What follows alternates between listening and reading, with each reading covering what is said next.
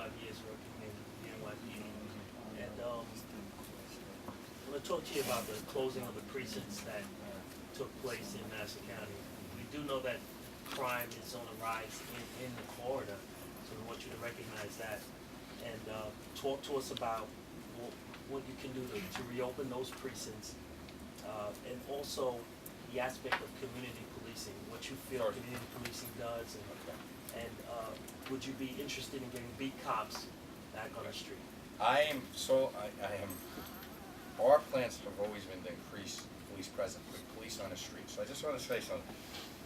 When you have those 8 precincts, okay, we removed officers that come to work in plain clothes, use their own car, go up in an office and leave. Duplicative administrative jobs. No one that goes out to protect you, protect your property, okay? These were administrative jobs. That is why we had to, because contractually the only way to limit those jobs or achieve those savings and redistribute 50 of those police officers back to the streets was to create we'll put it this way. If you call them precincts under the contract, I had to staff each precinct exactly the same number of administrators on the 2nd floor, no matter the workflow, no matter the workload. So you had precincts that did twice the amount of work as other precincts. Once you don't call, so for each precinct, so when I called the 8 precincts, 4 precincts, then I had to staff those 4 exactly the same. So that saved half the administrative work, which I redistributed, and then we're able to take some of those officers and put them back on the street. So what have we done? We've reduced crime overall since I took office. Why? Because we concentrate on crime.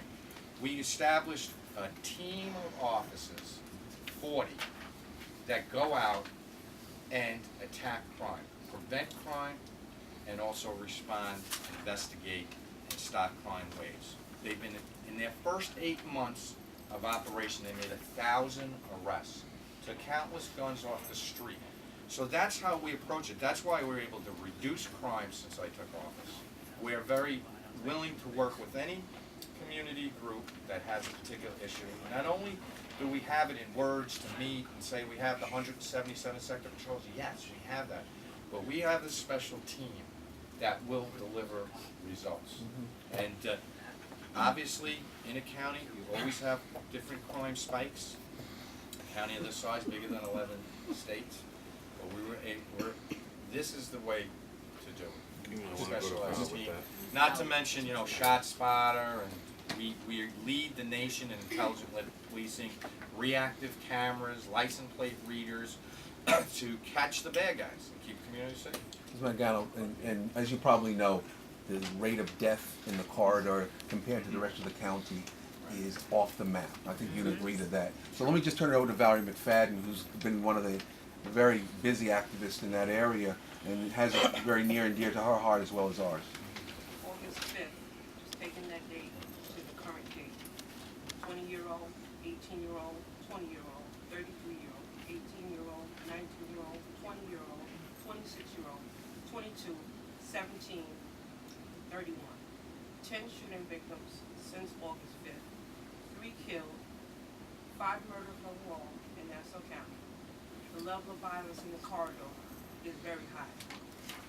Contrary to what you're saying, as a person who grew up here at the age of 50, what I've experienced now, having a 32-year-old son and a 23-year-old daughter, they've each lost 15 people in their lifetime, and I've not lost that many to gun violence and violence in Nassau County. So can you tell me how these numbers and these realities? I'd love to sit down with you, with our police commissioner. Some of the county we don't patrol.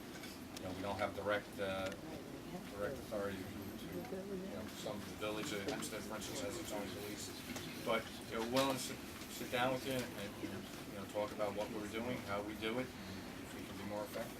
One of the questions that was also engaged and Val would have followed up with is the fact that what we're talking about is we know there's a pipeline from the corridor to the Nassau County Jail and the detention center, where the bulk of these young people are arrested, tried, as criminals at the age of 16, sometimes as early as 15 and 14, depending upon what charges are leveled against them. And we know that, besides Fred Brewington's law offices, there are very few attorneys that are actually able to, to represent these individuals. What we're looking for is a commitment from the next county executive, which it might be you, to actually say that we want to stem the tide of the prison pipeline, right? What we know is these communities filling up that jail with criminal justice initiatives only. So what we're talking about is making the epidemic of youth violence, because it's an epidemic as far as it's a health issue. What it costs the county, what it costs the state in healthcare, all of those kinds of things, especially when we consider the incarceration of Black and Latino youth in particular. So what we're looking for is a commitment to begin addressing this issue, not from a criminal justice perspective, but again from a holistic approach and a firm commitment that HHS, right, that entire vertical will now begin to have dialogue with the folks in these communities to stem the issue of youth violence through not incarceration, but alternatives to incarceration, assisting young people that want to redirect their lives and break, the recidivism rate, and make sure that there are opportunities to prevent our kids from joining gangs and getting involved with guns and things of that nature.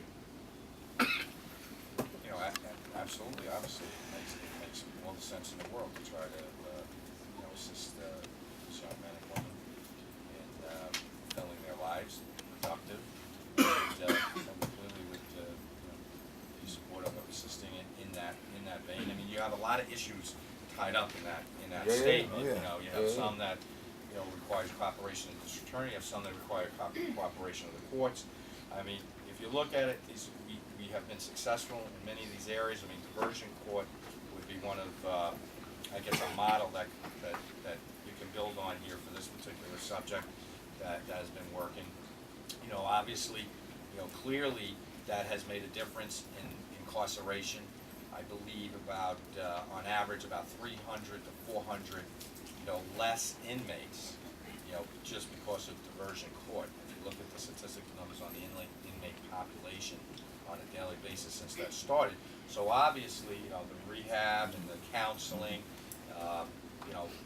is having some, level of success there. So it's something that we continue to work on. We're going to try and just move along. Sure.